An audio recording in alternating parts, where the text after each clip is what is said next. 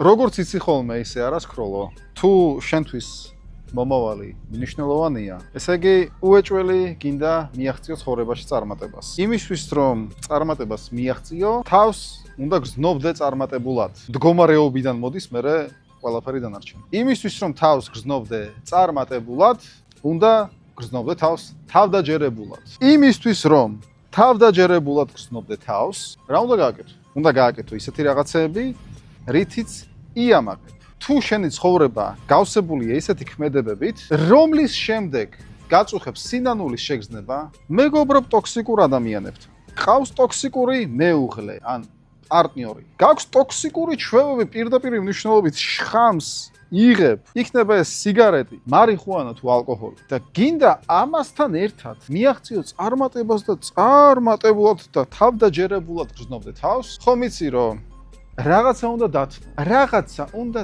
დათმო.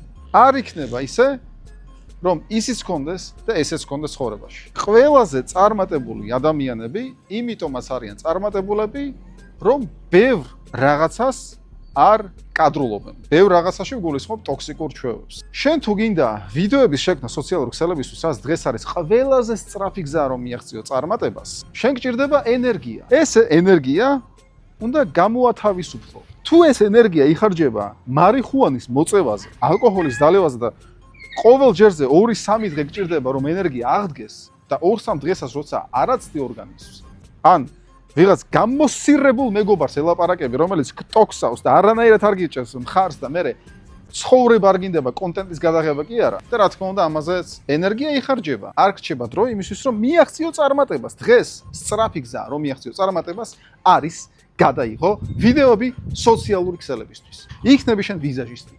გაქვს ესთეტიკის ცენტრი, ხარ ადვოკატი, სტომატოლოგი, იურისტი, რა მნიშვნელობა აქვს? შენ უნდა დააძრო ტელეფონი და გადაიღო ვიდეო. ამისთვის გჭირდება ენერგია, თავდაჯერებულობა და სინანულის შეგრძნების არქო.